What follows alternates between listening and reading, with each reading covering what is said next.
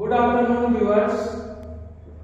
आज हम बात करेंगे एसएनए मॉड्यूल एवं पीएफएमएस पोर्टल के माध्यम से कंपोजिट ग्रांट के उपभोग की। तो सबसे पहले मैं आपको कुछ प्राइमरी बेसिक चीजें बताना चाहता हूं। एसएनए मॉड्यूल क्या है, पीएफएमएस पोर्टल क्या है। पहले हम इस प्रणाली से कंपोजिट ग्रांट का उपभोग करते थे, अब इसमें ऐसा क्या चेंज आया है। सबसे पहले मैं आपको बताऊंगा पहले क्या होता था। कंपोजिट ग्रांट या कोई भी फंड समग्र शिक्षा के अंतर्गत भारत सरकार, उत्तर प्रदेश सरकार के थ्रू हमारे पास फिजिकली रूप में पैसा ट्रांसफर हुआ करता था। फॉर एग्जाम्पल जनपद संबल में 5,85,00,000 कंपोजिट ग्रांट की जो धनराशि स्कूलों के लिए आवंटित हुई है, वो पहले फिजिकल रूप में आती थी और हम लोग क्या करते थे, हम लोग छात्र संख्या के आधार पर उसको एसएमसी के अकाउंट में ट्रांसफर कर दिया करते थे।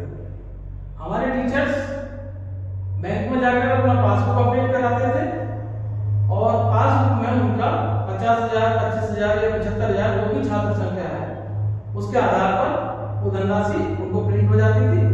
देन वो जो भी विद्यालय में काम कराते थे उसको निकालकर वो उपभोग कर लिया करते थे। अब इसमें क्या चेंज हुआ है, इसका जो मेजर चेंज है, अब जो धनराशि है वो फिजिकल रूप से हमारे पास नहीं आ रही है क्योंकि एसएनए मॉड्यूल लागू हो चुका है। एसएनए मॉड्यूल में सब्सिडी नोडल अकाउंट सिस्टम, इसमें क्या होता है, एक नोडल अकाउंट होता है जो लखनऊ में है, उसके चाइल्ड एजेंसी के रूप में subsidy account, zero balance account किसी भी एक शाखा में, जैसे समग्र शिक्षा के अंतर्गत हम लोगों ने बैंक ऑफ बड़ौदा के साथ टाई अप किया है। तो हमारा जो नोडल अकाउंट है वो लखनऊ में है, मोती नगर में, और पूरे प्रदेश में बैंक ऑफ बड़ौदा की नियर बाई शाखा में जीरो बैलेंस अकाउंट खोले गए हैं।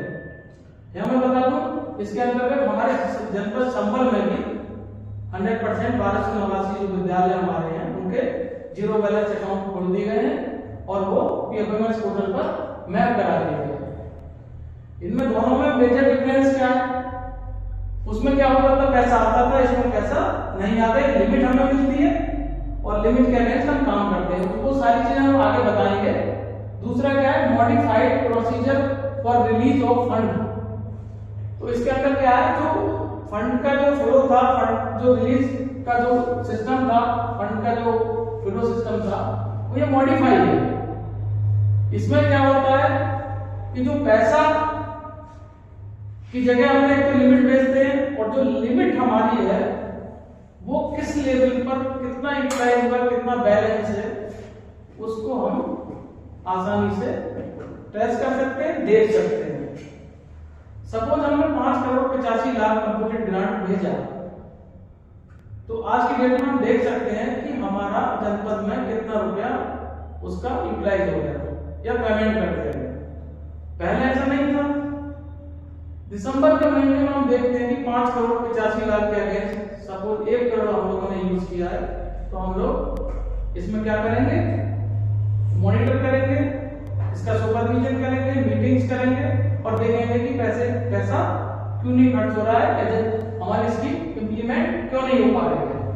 देन हम उनके जो प्रॉब्लम्स हैं या जो उनके ग्रीवेंसेस हैं उनको सही करके और स्कीम को रन कराएंगे। तो ये इसमें ये अच्छी बात है। इसके अंतर्गत नेक्स्ट ये हमारा आज का जो सेशन है, इसका एजेंडा है number 1, role and responsibility of BO to implement SNA. तो जो हमारे बीओज हैं, जो खंड शिक्षा अधिकारी हैं, उनके क्या रोल्स हैं इसको इंप्लीमेंट करने में या क्या उनकी रिस्पॉन्सिबिलिटी है, वो इसमें हम आप बताएंगे। दूसरा, how to check allocated limit on PFMS portal. तो जो लिमिट हमने जारी की है, अभी जो आपको बताया था कि लिमिट जो हमने जारी की है छात्र संख्या के आधार पर, उसको हम कैसे चेक करेंगे कि कितनी लिमिट हमारे विद्यालय को मिली है, उसके बारे में बताएंगे। थर्ड है how to check registered scheme and account, हमारी कौन सी स्कीम रजिस्टर्ड है। जैसे सपोज आप नोट कर सकते हैं समग्र शिक्षा का जो स्कीम कोड है यूपी 113 है, आप लोग नोट कर लीजिए, उसको कैसे चेक करेंगे। आगे है fourth role and responsibility of user on PFMS portal. तो जो पोर्टल पीएफएमएस की जो हम बात कर रहे हैं उसमें जो इनके यूजर बनेंगे उनके क्या रोल्स और रिस्पांसिबिलिटी होगी उसके बारे में बात करेंगे। पांचवा है how to register and mapping of vendor for payment, तो जो भुगतान हम करेंगे वो वेंडर बनाकर किया जाता है इसमें, तो उनको कैसे रजिस्टर करेंगे वेंडर को, और यदि ऑलरेडी रजिस्टर्ड है तो उनको कैसे मैप करेंगे इसके बारे में बताएंगे। 6 है how to make a payment to a vendor, vendor को कैसे भुगतान तैयार किया जाएगा। और 7 vendor payment and payment approval, vendor को पेमेंट कैसे होगा उसको कैसे अप्रूव करेंगे, ये हमारा मोटा मोटा एजेंडा है, इसके बारे में हम चर्चा करेंगे। नेक्स्ट देखिए रोल और responsibility to implement SNA module in SMC. तो जो हमारा बीओएस का जो पहला वाला बिंदु था उसमें यही उनको करना है कि संबंधित बीआरसी के समस्त एसएमसी के जेडबीए मतलब zero balance account bank of Baroda की नियर बाई शाखा में खुलवाते हुए पीएफएमएस पोर्टल पर 100% मैपिंग का कार्य कराना।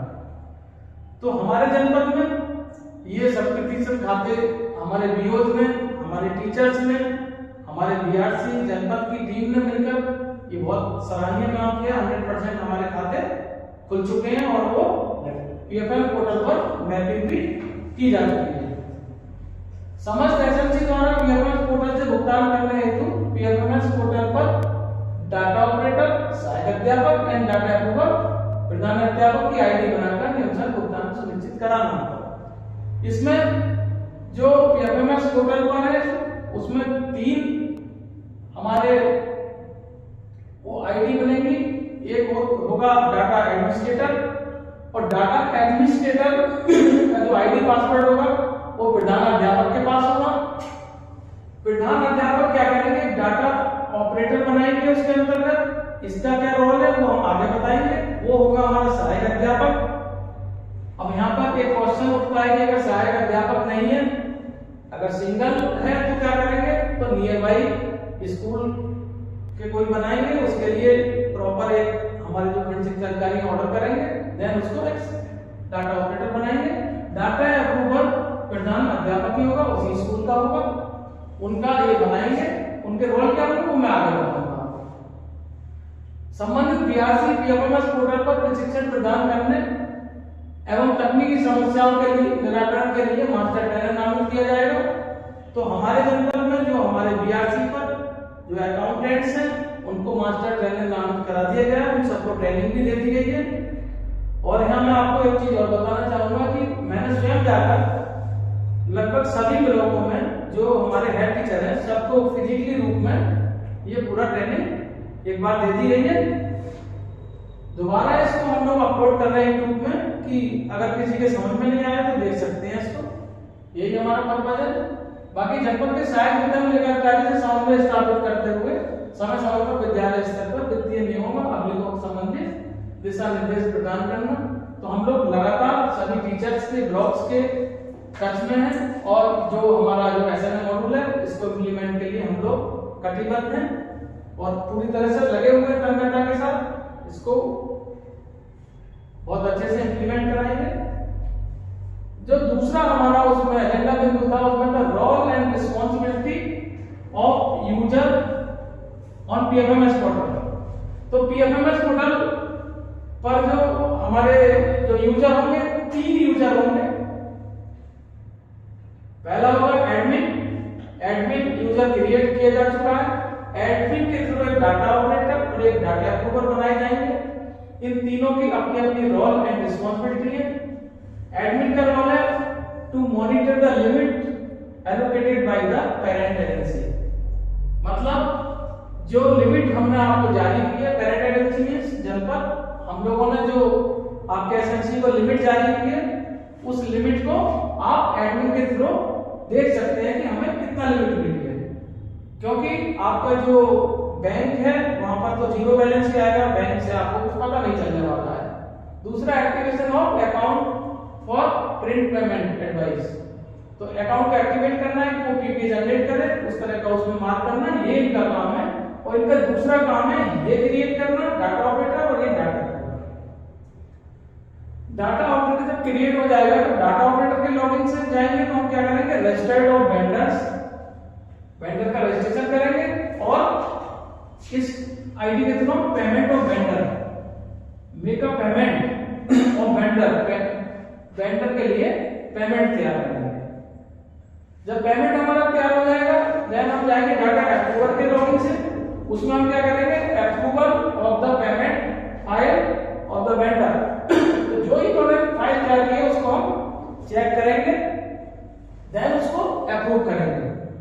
कुछ उसमें मिस्टेक है तो हम उसको रिजेक्ट भी कर सकते हैं, दोनों ऑप्शन आते हैं। After approval generate of PPA print payment advice, उसके बाद में एक प्रिंट पेमेंट एडवाइस जनरेट होगी जो बैंक जाएगी। नेक्स्ट, तो देखिए अब हम सबसे पहले क्या करेंगे, आपको हमने बताया था ये 3 यूजर बनेंगे, तो पहले यूजर से लॉगिन करते हैं, हम ये वाला काम करने पहले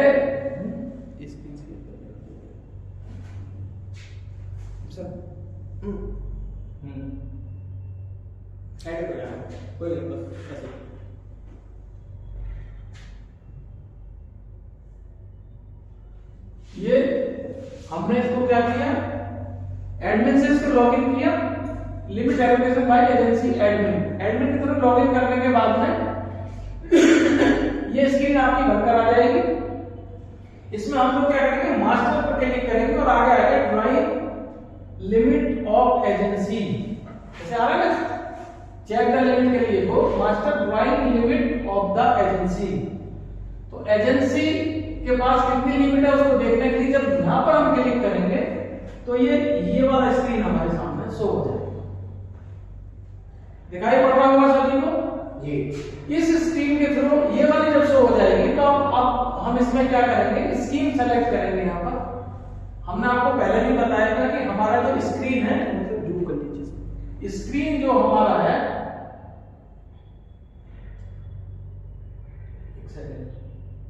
स्कीम हमारा यूपी 113, ऑलवेज समग्र शिक्षा में स्कीम में सेलेक्ट करेंगे यूपी 113,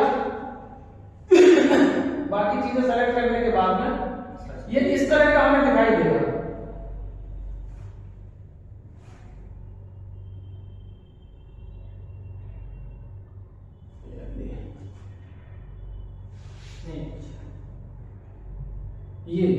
ये स्क्रीन हमें दिखाई देगी, थोड़ा डिस्टर्बेंस हो रहा है इसके लिए सॉरी, एक्चुअली ये है सही दिखाई दे रहा है। इसमें हमारे एजेंसी का कोड ये यहाँ पर शो हो जाएगा, ये उसका नाम आ जाएगा, और इस तरह से टोटल लिमिट जो रेड सर्कल देख रहे हैं यहाँ पर टोटल लिमिट, सपोज हमने 50,000 रुपया कहीं कंपोजिट ग्रांट आपको दिया है तो यहाँ पर क्या 50,000 शो होगा, मीन्स कि 50,000 रुपया अब हम खर्च कर सकते हैं।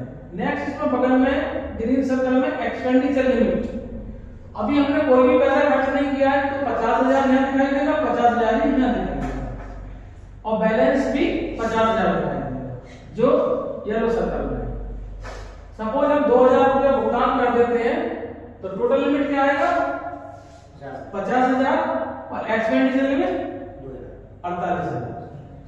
2,000 हमने खर्चा कर दिया तो यहाँ पर 2,000 कम हो जाएगा। तो एक तरह से ये बैंक का आपका पासबुक भी है, आप इसको देखकर पता लगा लेंगे कि हमारा 2,000 रुपया भुगतान हो चुका है।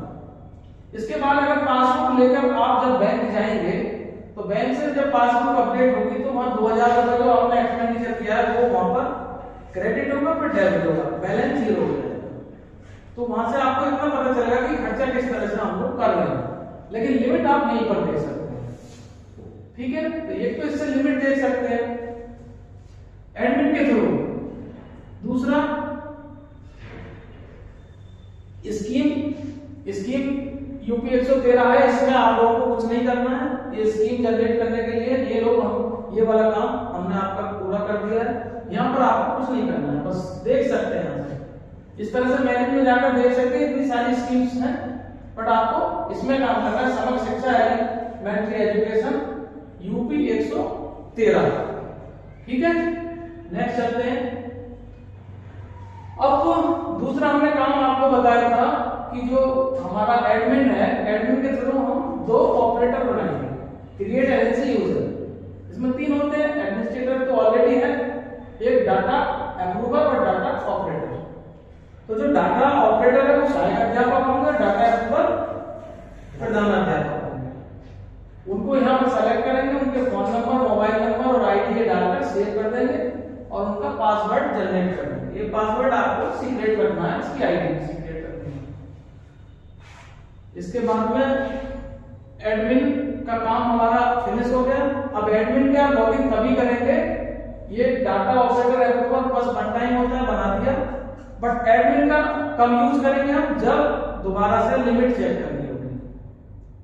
उसके अलावा हमें उसमें नहीं जाना है एडमिन में। अब हमने कहां लॉगिन किया, डाटा ऑपरेटर से। डाटा ऑपरेटर क्रिएट करने के बाद में उसको लॉगिन कर लिया, तो ये स्क्रीन आपके सामने आ जाएगी, दिखाई दे रही होगी। इसमें मास्टर में जाएंगे,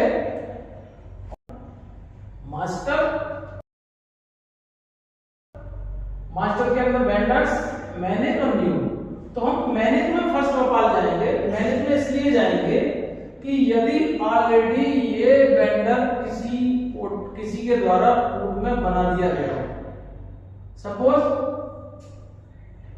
मिस्टर ए ने लॉगिन करके इसको बना दिया या दूसरे किसी विद्यालय ने इसको बना दिया, तो इसको मैनेज में जाकर हम एक बार वहां पर चेक करेंगे, अकाउंट नंबर डालकर या उसका नाम डालकर मैनेज में जाएंगे। मैनेज में ये चीज आएगी इसके लिए। तो यहाँ पर हम जो देख रहे हैं सर्च जो करेंगे, vendor not mapped with me. Vendor already बना हुआ है बट मेरे साथ मैप नहीं है। इसको करके जब सर्च करेंगे तो वेंडर कैसे शो होने लगेगा, और अगर नहीं है ये vendor map not mapped with me और अकाउंट नंबर डालेंगे, अकाउंट नंबर से वेंडर को सर्च करेंगे। यहाँ सर्च करेंगे तो ये आ जाएगा। ये अगर यहाँ शो हो जाता है इस अकाउंट नंबर से वेंडर नाम वगैरह मैच करा देंगे, तो यहाँ पर इसको क्लिक करके और यहाँ पर मैप करा देंगे। आपको वेंडर बनाने की कोई आवश्यकता नहीं है, ऑलरेडी है, उसको मैप कर देंगे। बट अगर वो ऐसे करने पर है स्क्रीन खाली आती है, तो आपको क्या करना पड़ेगा, आपको फिर वहीं जाना पड़ेगा, मास्टर और मैनेजमेंट में जाकर ऐड न्यू।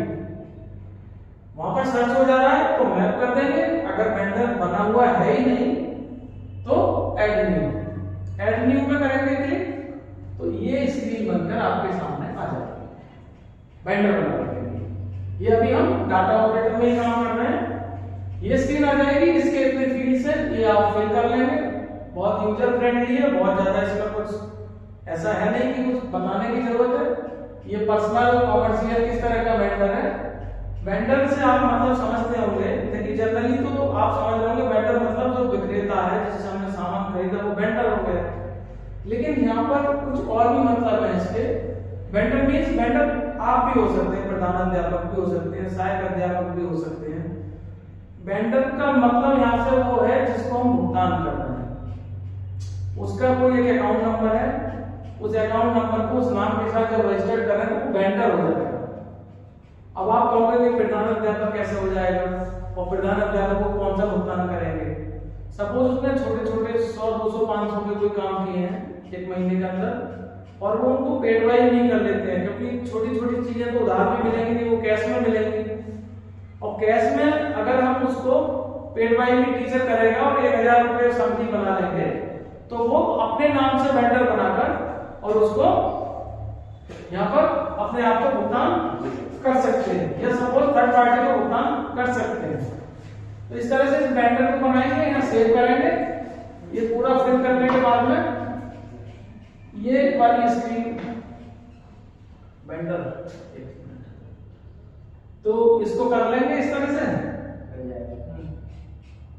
और ये भरने के बाद में उनके अकाउंट नंबर, ये सारी चीजें फिल करने के बाद में इसको सेव कर देंगे। ठीक है, वेंडर हमारा तैयार हो गया। अब हम आगे चलते हैं। अब ये हमारा अगली आगे जब हम डाटा ऑपरेटर से जब वापस जाएंगे तो पूरा देखिए यही बनकर आएगा पूरा, इन्हीं में हमको काम करना है। यही बटन चाहिए। वेंडर तैयार है, बिल हमारे पास तैयार है। सपोज सुभाष यादव है, इनका कोई एक बिल है 100 रुपए का, इनको हमने वेंडर बना दिया, बिल भी है। अब हम भुगतान कैसे करेंगे उसको, तो वो प्रक्रिया है। इसमें जो हमारा ये पीएफएमएस पोर्टल है ई मॉड्यूल पर चलता है। EAT, E for expenditure, A for advance, T for transfer. But हमें क्या करना है, यहाँ पर सिर्फ ई पर काम करना है, ना ट्रांसफर करना है ना एडवांस करना है, सिर्फ एक्सपेंडिचर करना है। आपको क्या करना है, सिर्फ एक्सपेंडिचर करना है, ई पर काम करना है। तो जब वेंडर हमारा लेंगे तो हम एक्सपेंडिचर में जाएंगे और ऐड न्यू, नया भुगतान कर रहे हैं, ऐड न्यू करेंगे और ये स्क्रीन हमारे सामने आ जाएगी।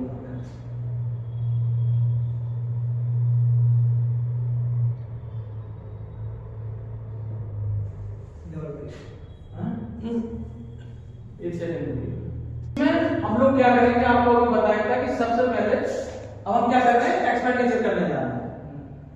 इसमें क्या है, स्कीम सबसे पहले हमने यहाँ सेलेक्ट करनी है, यूपी 113, ये याद रखना है, सिर्फ यूपी 113 में ही सारे भुगतान होंगे। उसके बाद में हम लोग अपना यहाँ पर क्लिक करेंगे अकाउंट नंबर, जैसे एक से ज्यादा होते हैं, हम लोग डिस्ट्रिक्ट लेवल या कहीं काम कर रहे हैं, 2 अकाउंट भी हो सकते हैं, बट आपका एक ही अकाउंट यहाँ शो होगा एसएमसी का। यहाँ क्लिक करेंगे और अकाउंट आएगा, उसको सेलेक्ट कर देंगे।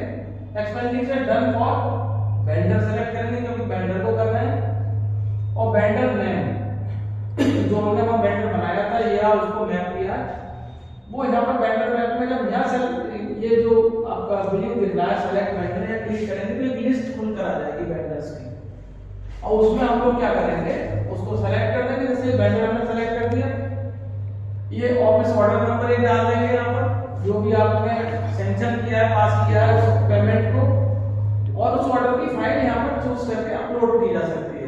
उसको यहाँ अपलोड कर देंगे, नंबर डाल करके काम चला सकते हैं। जिस डेट का वो लेटर है, जिस डेट का वो लेटर है, वो सैंक्शन डेट और एक्चुअल ट्रांजैक्शन डेट, सपोज कल की डेट का तो कल की डेट सैंक्शन में आ जाएगी, और आज पेमेंट कर रहे हैं तो आज का ये एक्चुअल ट्रांजैक्शन डेट आ जाएगा। और फिर आपका टोटल अवेलेबल अमाउंट 50,000 रुपए यहाँ शो होने लगता है, जो हमने पीछे बताया था लिमिट, आपकी लिमिट यहाँ शो हो जाएगी, और हम कितना खर्चा कर रहे हैं, टोटल अमाउंट 1000। सपोज हमने 1000 यहाँ फिल कर दिया, ये डाटा ऑपरेटर कर रहे हैं इस काम को। फिल करने के बाद में वो नरेशन यहाँ लिख दीजिए कि 1000 की being amount paid to such and such against composite grant या अगेंस्ट परचेज ऑफ फैन, जो भी आप XYZ अपना नरेशन पहचान के लिए यहाँ डाल सकते हैं। नरेशन के बाद में जब नेक्स्ट करेंगे तो इसी का अगला पार्ट है, इसमें क्लिक कीजिए सर, ये वाली स्क्रीन आपके सामने आ जाएगी। तो ये देखिए 1000 लिखा था, ये नरेशन लिखी थी, आगे का आगे यहाँ पर हम जो स्कीम है, किस स्कीम के तहत कर रहे हैं कंपोजिट ग्रांट की, तो वहां से एक कोड सेलेक्ट कर लेंगे। 2 में भी कर सकते हैं, कोई दूसरी स्कीम है बिल्कुल परचेज है कुछ, तो 500 रुपए 2 जगह भी कर सकते हैं, हमने 2 जगह करके आपको दिखाया है, आप एक में भी कर सकते हैं। एक्सपेंडिचर टाइप रिवेन्यू रहेगा, परसेंटेज कुछ है नहीं, टोटल पेमेंट एक ही जा रहा है। तो ये 2 हमने यहाँ पर भी स्कीम की है, 500 रुपए इनको, 500 इस स्कीम में, वेंडर एक ही है, 2 स्कीम में उसका खर्चा बुक होगा। इसका मतलब है 2 स्कीम में खर्चा, 2 कंपोनेंट स्कीम में नहीं, सॉरी स्कीम तो हमारी 2 कंपोनेंट कोड आ जाएंगे यहाँ पर, एक उसका आ जाएगा कंपोनेंट ग्रांट का कंपोनेंट कोड, और दूसरा स्कीम कंपोनेंट किसका आ जाएगा, ब्लूटूथ या अगर कोई पीटीएम वगैरह जो भी। देखिए पूरा 1000 का ये बनकर आ जाएगा। यहाँ पर हम इसको सेव कर लेंगे। सेव करने के बाद में चलेंगे 17 नहीं, ये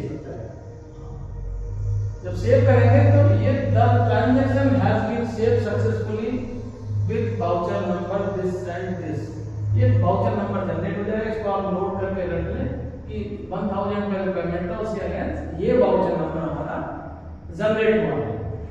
ओके, यहां तक समझ में आ रहा है आपकी? इसके बाद में जब इसको आगे बढ़ेंगे ओके करेंगे तो ये आएगा पेज।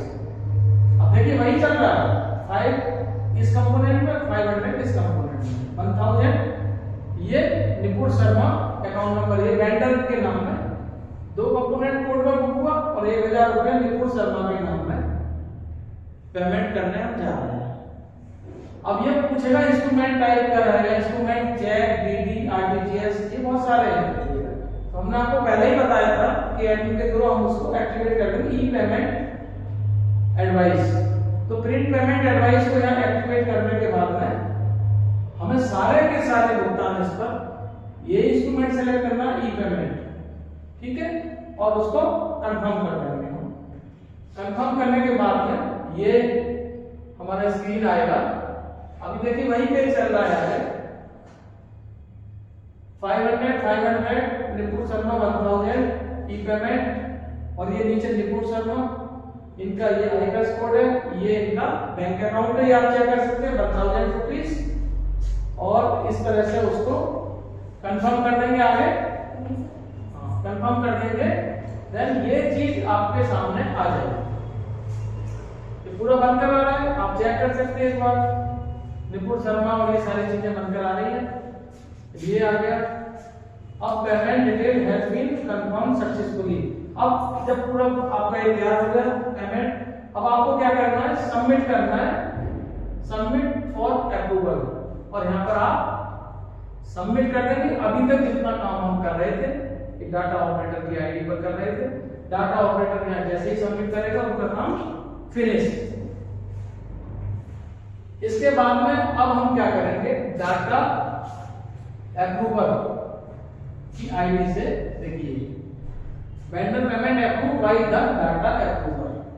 अब हमने लॉगिन किया डाटा अप्रूवर की आईडी से, डाटा अप्रूवर की आईडी से जब लॉगिन करेंगे तो ये चीज हमारे सामने पूरा आईडी बनकर, ठीक है, हम इसमें फिर एक्सपेंडिचर में जाएंगे और अप्रूव पर क्लिक करेंगे तो हमारी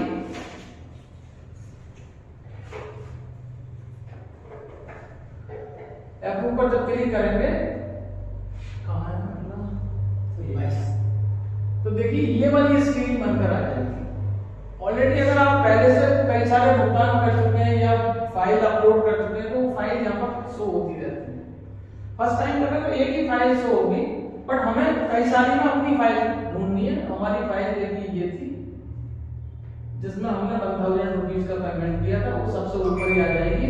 ये रेड सर्कल में है, 29/1 को बनाई थी, 29/1 को एक्चुअल पेमेंट 1000, ये किसके नाम से है, निपुण शर्मा, ठीक है, सबमिट है, यहाँ 1000 रुपीज आ रहा है।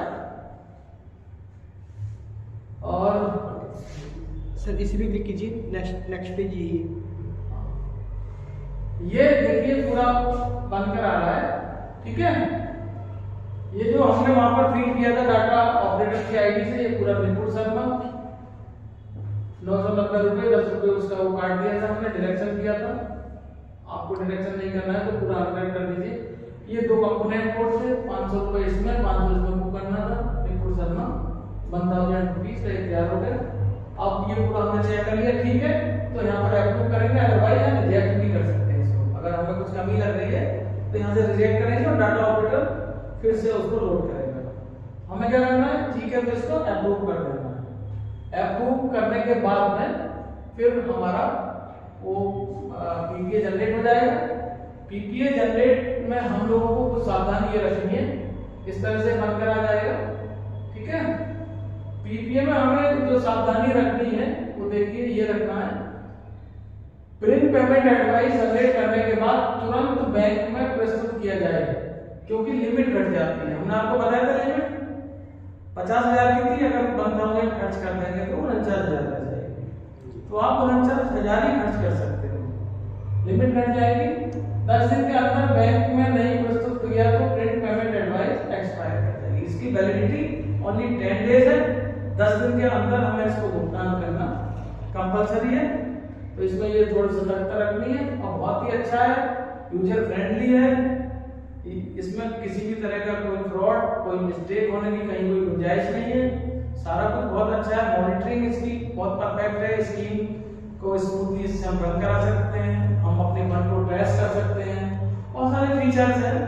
तो अभी आपको इसी पे इतना काम करना है। हमें लगता है कि आपको बहुत अच्छे से समझ में आया होगा। जी सर। Thank you.